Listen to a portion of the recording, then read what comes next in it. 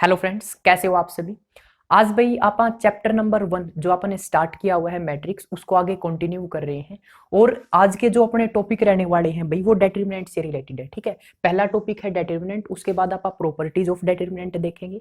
Next topic minor, उसके बाद cofactor, उसके बाद आप देखेंगे एडजॉइंट के बारे में। और आज के लेक्चर का जो लास्ट टॉपिक रहेगा अपना वो रहेगा इनवर्स से रिलेटेड। ठीक है, इनवर्स कैसे फाइंड आउट किया जाता है। तो स्टार्ट करते हैं वीडियो को चैप्टर नंबर 1 से।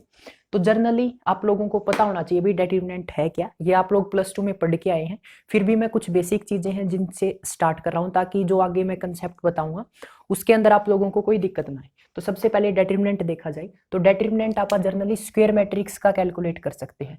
पहली बात, डिटरमिनेंट उसी मैट्रिक्स का कैलकुलेट किया जाता है जो क्या हो, स्क्वायर हो।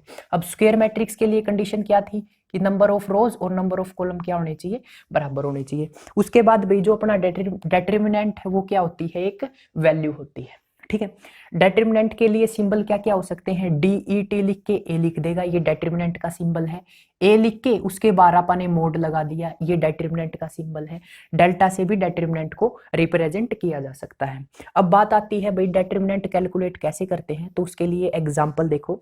ये मेरे पास एलिमेंट है फर्स्ट, ये सेकंड, ये सेकंड रो का फर्स्ट एलिमेंट, ये सेकंड रो का सेकंड एलिमेंट। जनरली आप करते क्या है, जब अपने को 2x2 की क्या दियो डिटरमिनेंट कैलकुलेट करना हो 2x2 मैट्रिक्स के लिए, तो करते क्या है, इन दोनों की मल्टीप्लाई कर देते हैं। क्या कर देते हैं, इन दोनों की मल्टीप्लाई। मल्टीप्लाई करने के बाद यहां लिखते हैं, उसके बाद बीच में साइन आता है भाई नेगेटिव। नेगेटिव साइन आने के बाद क्या करते हैं, इन दोनों की मल्टीप्लाई करके यहां लिख देते हैं। इसमें से इसको सब्ट्रैक्ट करते हैं तो अपने पास यहाँ पर एक वैल्यू आ जाती है, और वही क्या होती है अपने पास, वैल्यू ऑफ डिटरमिनेंट। एक एग्जांपल देखो, ये मैंने आप लोगों को समझाने के लिए एग्जांपल लिया है। तो इन दोनों की मल्टीप्लाई की तो 6, और इन दोनों की मल्टीप्लाई करी 3।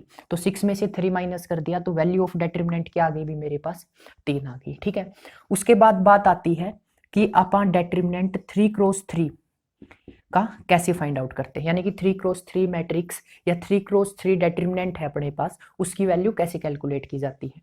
तो उसके लिए भाई आप लोगों को क्या करना होता है, इस डिटरमिनेंट को किसी भी रो के अलोंग या किसी भी कॉलम के अलोंग एक्सपेंड करना होता है। क्या करना होता है, एक्सपेंड करना होता है। जब आप इसको किसी भी रो या किसी भी कॉलम के अलोंग एक्सपेंड करोगे तो आप लोगों को क्या मिल जाएगी, इसकी वैल्यू मिल जाएगी। ठीक है, करते कैसे हैं, तो जनरली मैं इसको एक्सपेंड कर रहा हूं भाई अलोंग R1 रो। ठीक है, मैं क्या लेके चल रहा हूं, जो मेरे पास रो R1 है इसके अलोंग क्या कर रहा हूं, इसको एक्सपेंड कर रहा हूं।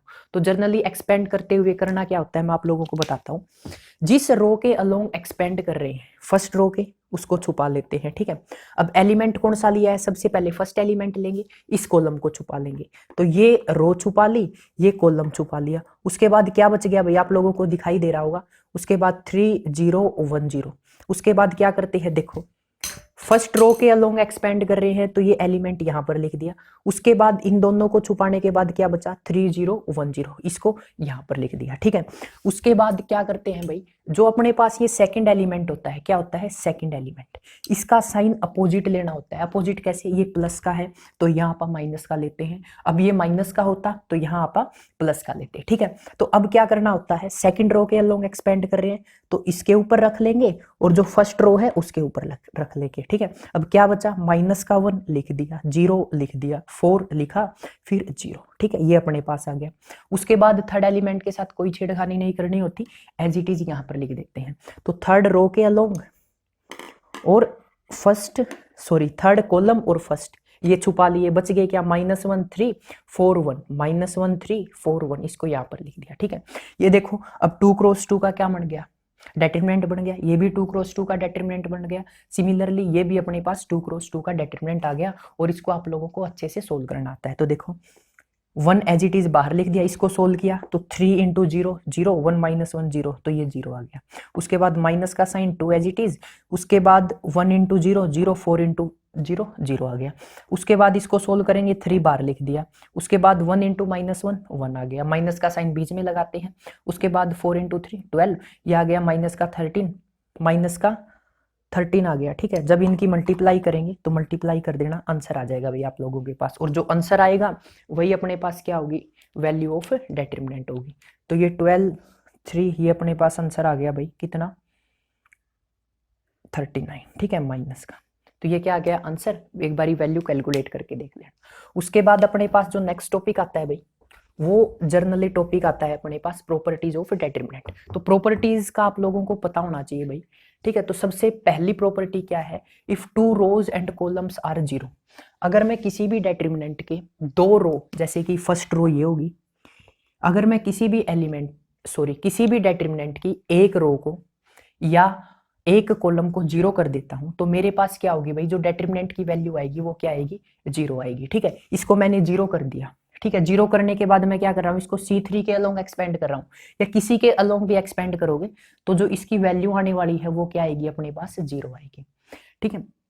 उसके बाद बोला है determinant is 0 if 2 rows and column are identical. तो आइडेंटिकल का मतलब क्या होता है भाई, अगर कोई 2 रो या कोई 2 कॉलम क्या हो, आइडेंटिकल हो, ठीक है, एक जैसे 1 2 3। तो ये देखो 2 कॉलम क्या हो गए, एक जैसे, तो मैं इसकी डायरेक्ट वैल्यू क्या लिख सकता हूं भाई, 0 लिख सकता हूं, ठीक है। अगर मेरे पास क्या हो जाए, 2 रो भी बराबर हो जाए, ठीक है, 2 रो, ये 2 3 4 है, इसको भी क्या लिख दिया 2 3 4। तो ये मेरे पास 2 रो क्या होगी, आइडेंटिकल। तो मैं बोल सकता हूं जो मेरी डेटरमिनेंट है उसकी वैल्यू क्या आने वाली है, 0 आने वाली है। उसके अलावा मैं आप लोगों को बता दूं, जब आप किसी भी डेटरमिनेंट की वैल्यू फाइंड आउट करते हैं ना, उसको उसी रो या उसी कॉलम के अलोंग एक्सपेंड किया जाता है जिसके अंदर नंबर ऑफ जीरोज क्या हो, ज्यादा हो। तो इसके अंदर यहाँ पर 2 नंबर ऑफ जीरोज हैं, तो आप इसी के अलोंग एक्सपेंड करेंगे, क्योंकि यहाँ से जो 0 वाली टर्म है वो क्या हो जाती है, कैंसिल हो जाती है, ठीक है। कैसे कैंसिल होगी आप इसकी करके देखना। जैसे मैंने 3 लिया, ठीक है, ये वाला तो बच गया क्या, 4 5 4 0। उसके बाद माइनस का साइन 0, 0 इंटू समथिंग 0 होगा। उसके बाद इसको एक्सपेंड करेंगे तो 0 इंटू समथिंग 0 होगा। तो मैं यहाँ से डायरेक्ट लिख सकता हूँ जो मेरी वैल्यू आएगी वो आएगी 4 माइनस 20, और यहाँ से जो आंसर आएगा 20 इंटू 3 माइनस का 60। ये अपने पास क्या आ गया, आंसर आ गया। उसके बाद थर्ड देखो भाई, थर्ड है इफ एनी 2 रोज और column of a determinant are interchange then sign of the determinant changes. तो भाई देखो, अगर मैं किन्हीं दो रो को या कॉलम को चेंज कर देता हूं, तो यहाँ पर देखो जो मेरे पास सेकंड रो है वो क्या है 6 0 4, जो थर्ड रो है वो है 1 5 माइनस 7, और जब मैं इस डेटरमिनेंट की वैल्यू निकालूंगा ना तो मेरे पास आ रही है भाई माइनस का 28। अब मैंने क्या किया, इन दोनों रो को इंटरचेंज कर दिया। इंटरचेंज कैसे, ये सेकंड रो थी इसको मैंने थर्ड बना दिया, और जो ये थर्ड रो थी इसको मैंने क्या बना दिया, सेकंड। तो जब मैं 2 रो को या 2 कॉलम को इंटरचेंज कर देता हूं तो जो डेटरमिनेंट का साइन है वो भी क्या हो जाता है, चेंज। यहाँ पर माइनस का 28 आया है, यहाँ पर क्या आएगा 28, ठीक है।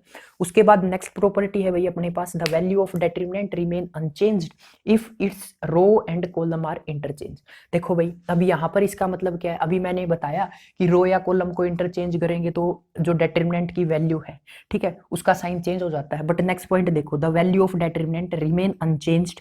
देखो यहां से देखो, the value of determinant remain unchanged if its row and column are interchange, ठीक है। अगर रो और कॉलम को इंटरचेंज करेंगे तो डेटरमिनेंट की वैल्यू क्या रहेगी, सेम रहेगी। अब इसका मतलब क्या है, तो देखो ये मेरे पास क्या है, कोई डेटरमिनेंट है 1 2 3 4 5 6 7 8 9। अब मैंने क्या किया भाई, इसका ट्रांसपोज कर दिया। क्या कर दिया, ट्रांसपोज का मतलब क्या है, रो को कॉलम में चेंज कर दिया या कॉलम को रो में चेंज कर दिया।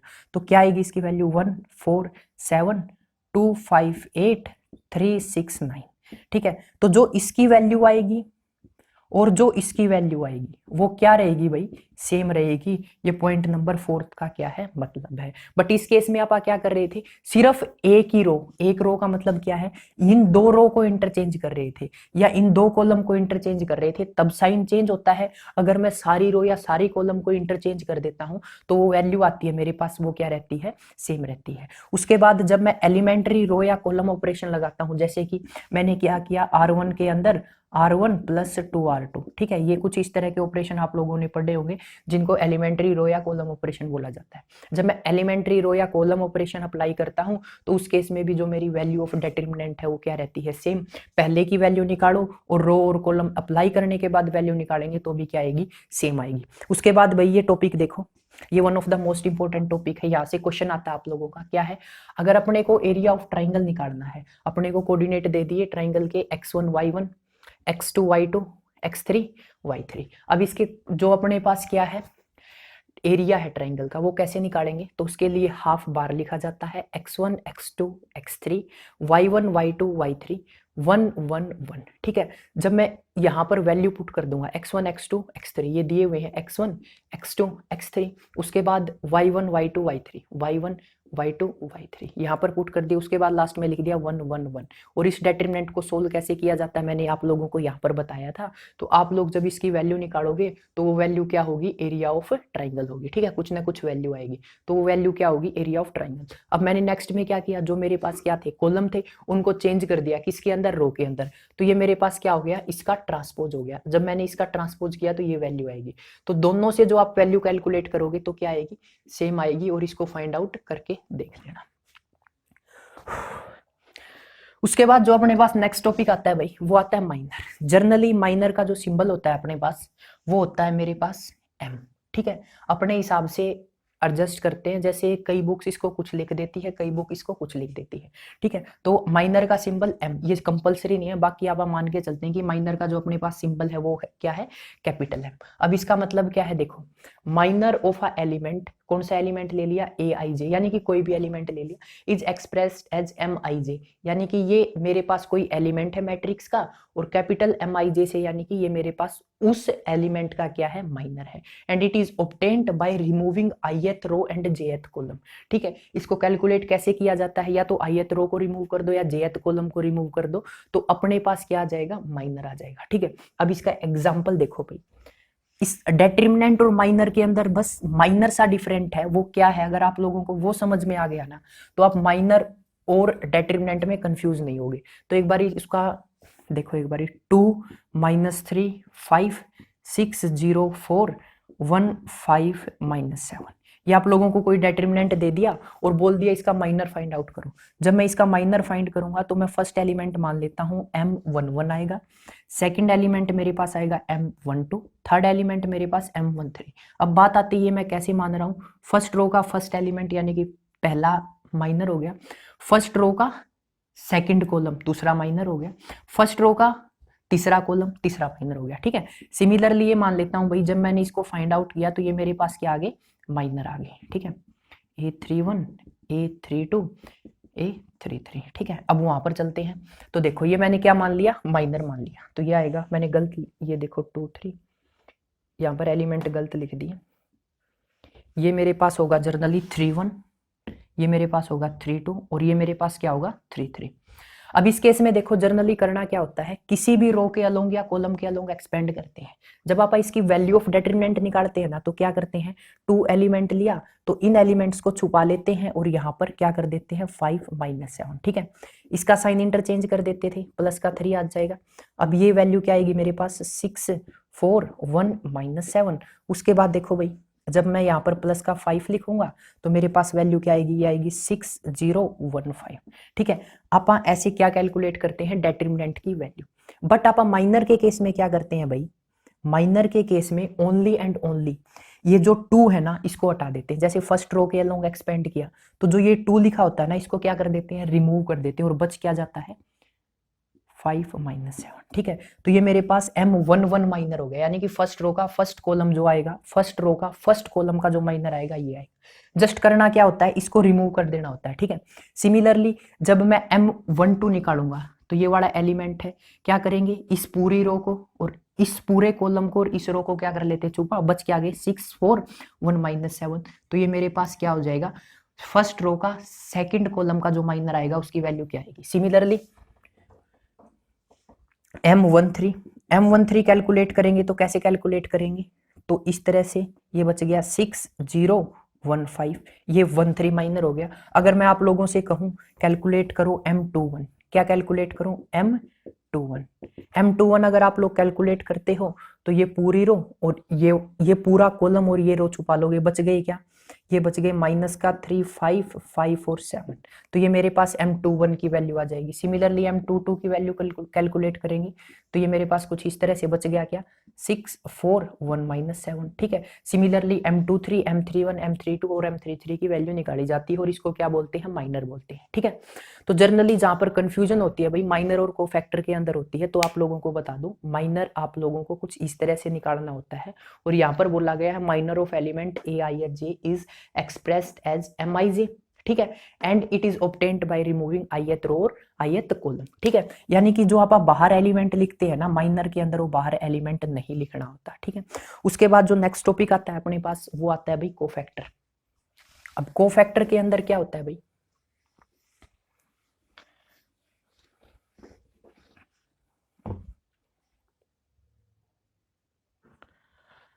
अब जो नेक्स्ट टॉपिक आता है भाई अपने पास वो आता है कोफैक्टर। तो अब बात आती है कि कोफैक्टर क्या होता है। तो सबसे पहले भाई मैं आप लोगों को इसका सिंबल बता दूं, ए है, ठीक है। कई बुक्स में आप लोगों को क्या होगा, कैपिटल ए भी मिलेगा, ठीक है। तो सिंबल अपने आप से आप एडजस्ट कर सकते हो, बस आपको ये पता होना चाहिए कि आप कोफैक्टर निकाल रहे हो, ठीक है। अब कोफैक्टर निकालने के लिए फॉर्मूला क्या होता है, CIJ, यानी कि कोफैक्टर को मैं C से डिनोट कर रहा हूँ, CIJ, यानी कि ith रो और jth कॉलम का क्या निकाल रहा हूँ, कोफैक्टर निकाल रहा हूँ। तो फॉर्मूला क्या होगा, -1 i + j, यानी कि जो ये यहाँ पर ith रे और ith रो और jth कॉलम, इनको क्या कर दूंगा, ऐड कर दूंगा, और ये करने के बाद मैं माइनर के साथ उसकी मल्टीप्लाई कर दूंगा, तो मेरे पास क्या आ जाएगा भाई, मेरे पास कोफैक्टर आ जाएगा, ठीक है। Mij क्या है, कोफैक्टर है, सॉरी Mij क्या है, माइनर है, जो अपन ने अभी थोड़ी देर पहले कैलकुलेट किया था।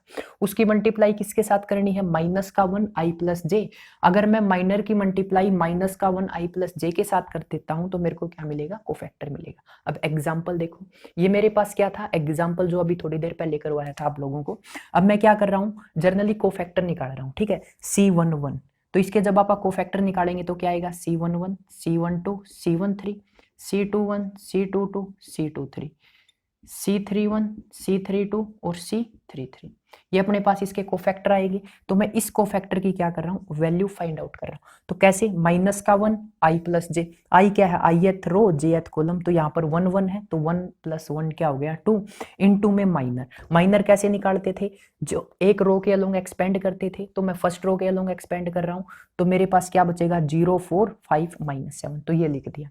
उसके बाद जब इसकी वैल्यू कैलकुलेट करेंगे तो ये आएगी भाई -20। सिमिलरली C2J, C12 कैलकुलेट करेंगे तो -1 इंटू में 1 + 2, यहाँ पर लिख दिया, -1 की पावर कितनी होगी, 3। तो एक चीज का ध्यान रखना है, 1 + 1 कितना हो गया, 2। जब -1 की पावर, वहां लिख देता हूं, ठीक है, -1 की पावर क्या हो, इवन हो, -1 की पावर क्या हो, इवन, तो क्या आएगा, प्लस का 1, और -1 की पावर क्या हो, ओड, तो क्या आएगा, माइनस का 1। तो ये देखो C12, -1 की पावर कितनी होगी, 3, तो -1 की पावर क्या है, ओड, तो आंसर में क्या आएगा, -1। और जब आप माइनर, ये आप लोगों को पता है कैसे कैलकुलेट करते हैं, जब आप इसको सोल्व करोगे, -1 इंटू वैल्यू ऑफ दिस, ठीक है, 7 6 42, -42 और -4, तो ये मेरे पास माइनस माइनस प्लस, तो 46 आ जाएगा भाई, ठीक है। यहाँ से माइनस का 1, माइनस का 46 आ गया। आप में से किसी को कोई दिक्कत, जो अपने पास ये होता है कोफैक्टर निकालने का तरीका। और सभी को आप लोगों को, जितने भी कोफैक्टर, जैसे जितने भी एलिमेंट है कोफैक्टर के, सभी को आप लोगों को क्या करना होता है, सेपरेटली फाइंड आउट करना होता है। तो भाई मैं क्या कर रहा हूँ, मैंने इन सभी के कोफैक्टर निकाल लिए, और जब इन सभी के कोफैक्टर निकाले तो मेरे पास ये कोफैक्टर कुछ इस तरह से आ जाएंगे, ठीक है, क्या आ जाएंगे, कोफैक्टर आ जाएंगे। तो आप लोगों को जो नेक्स्ट टॉपिक करना है वो है एडजॉइंट। अब एडजॉइंट क्या है, जब मैं कोफैक्टर निकाल के, ध्यान से सुनना भाई, सारे कोफैक्टर निकाल के उसका क्या कर देता हूं, ट्रांसपोज। आप लोगों को पता होगा ट्रांसपोज को टी या कुछ इस तरह का बार यूज करते थे ट्रांसपोज शो करने के लिए, या सिंबल ऑफ ट्रांसपोज भी बोल सकते हैं। जब मैं कोफैक्टर निकाल के सभी का क्या कर दूंगा, ट्रांसपोज कर दूंगा, तो मेरे पास क्या आ जाएगा भाई, एडजॉइंट आ जाएगा, ठीक है। जब मैं क्या कर दूंगा, सभी का कोफैक्टर निकाल के, जो मेरे पास मैट्रिक्स ए गिवन है, उस मैट्रिक्स का कोफैक्टर निकाल के और क्या कर दो, उसका ट्रांसपोज कर दो, तो मेरे पास क्या मिल जाएगा भाई, मेरे पास ये मिल जाएगा एडजॉइंट, ठीक है। ये मेरे कोफैक्टर आ गए, कोफैक्टर का मैंने क्या कर दिया, ट्रांसपोज। ट्रांसपोज कैसे करते हैं, रो इंटू कॉलम या कॉलम इंटू रो इंटरचेंज कर देते हैं। तो ये मेरे पास क्या है, कॉलम, इसको मैंने रो में इंटरचेंज कर दिया, ठीक है। ये सेकंड कॉलम रो में इंटरचेंज, थर्ड कॉलम रो में इंटरचेंज, तो ये मेरे पास क्या आ जाएगा, एडजॉइंट ऑफ मैट्रिक्स ए। तो ये क्या आ गया मेरे पास, एडजॉइंट की वैल्यू, ठीक है। अब मैं आप लोगों को एक ट्रिक बता देता हूं। ट्रिक क्या है, आप लोगों को माइनर पता है भाई, माइनर से आप लोगों को क्या निकालना है, कोफैक्टर। तो एक बात बताओ, ये मेरे पास एलिमेंट क्या होगा, 1 1 1 1 एलिमेंट होगा, तो ये पावर क्या रहने वाली है, इवन, और -1 की पावर इवन होगी तो क्या होगा, प्लस का ही रहेगा, या जो साइन है वही रहेगा, ठीक है। यहाँ पर भी क्या है, 1 + 3 यानी कि 4 इवन रहने वाली है। यहाँ पर क्या होगा, यहाँ पर होगा भाई अपने पास 2 1, ठीक है, कितना होगा 2 1, ऑड रहने वाली है। यहाँ पर क्या रहेगी 2 2, इवन रहने वाली है, ठीक है। इवन वालों को मैं टिक कर रहा हूँ या सर्कल कर देता हूँ इवन वालों को। यहाँ पर क्या रहेगी, यहाँ पर भी ऑड रहेगी, कितनी, यहाँ पर जो एलिमेंट होगा वो क्या होगा 2, सॉरी यहाँ पर देखो A11 A12, कहाँ कहाँ लिखूं भाई मैं आप लोगों के लिए, यहाँ लिख देते हैं, ठीक है। A11 A12 A13 A21 A22 A23 A31 A32 A33। तो एक चीज देखो, जब इन दोनों को ऐड करूंगा तो इवन, इन दोनों को ऐड करूंगा तो ओड, मैंने सर्कल नहीं किया। दोनों को ऐड करूंगा तो क्या आएगा इवन, सर्कल कर दिया। इसको ऐड करूंगा 2 + 1 कितना हो गया 3, ओड। इसको ऐड करेंगे 2 + 2 कितना 4, तो ये मैंने इसको सर्कल कर दिया। उसके बाद 2 और 3 को ऐड करेंगे तो क्या होगा ओड रहेगा। उसके बाद 3 और 1 को करेंगे तो इवन, इवन को मैं क्या कर रहा हूँ सर्कल। उसके बाद 3 और 2 को करेंगे 5, ये ओड। ये 3 और 3 को करेंगे 6, तो क्या रहेगा इवन। तो जस्ट आप लोगों को क्या करना है, जो मैंने पार्ट्स सर्कल किए हैं उनको छोड़ के जितने भी एलिमेंट है उनके साइन चेंज कर देने हैं। क्या कर देने हैं, साइन चेंज। कैसे करोगे, देखो ये मेरे पास क्या आ गया, माइनर आ गया, ठीक है। क्या आ गया, माइनर। तो आप लोगों को जस्ट क्या बना लेनी है, एक ट्राइंगल, सॉरी स्क्वायर बना लेना है, ठीक है। ये क्या बन गया, स्क्वायर। स्क्वायर से याद रख सकते हो आप लोग। तो जितने भी जहां जहां ये स्क्वायर टच कर रहा है जिन एलिमेंट के साथ, उनके आप लोगों को साइन चेंज कर देने हैं माइनर के अंदर। तो ये मेरे पास माइनर है, माइनर के अंदर क्या है, माइनस का 46। तो मैंने जब इसका कोफैक्टर निकाला तो इसको क्या कर दिया, प्लस का 46। सिमिलरली ये देखो, ये मेरे पास क्या है, माइनस का 22। जब मैंने कोफैक्टर निकाला तो इसका साइन क्या कर दिया, चेंज कर दिया। सिमिलरली ये देखो माइनस का 4 है, तो मैंने क्या किया, इसका साइन चेंज कर दिया। चेंज किया तो ये प्लस का 4 हो गया, ठीक है। सिमिलरली जो यहाँ एलिमेंट है उसका भी आप क्या कर देंगे, माइनस का 22 है, तो यहाँ पर क्या है, सॉरी यहाँ पर जो भी एलिमेंट था आप देख लेना एक बारी, जो भी एलिमेंट था अपने पास मैंने क्या कर दिया, उसका भी साइन क्या कर दिया, इंटरचेंज। तो माइनर से आप डायरेक्ट क्या निकाल सकते हैं, कोफैक्टर निकाल सकते हैं। आज के लेक्चर का जो लास्ट टॉपिक है वो है भाई inverse of a matrix. Inverse of a matrix के लिए अपने पास फॉर्मूला होता है A inverse is equal to 1/वैल्यू of determinant into adjoint of A। ये क्या है, ये मेरे पास वैल्यू ऑफ डेटरमिनेंट है।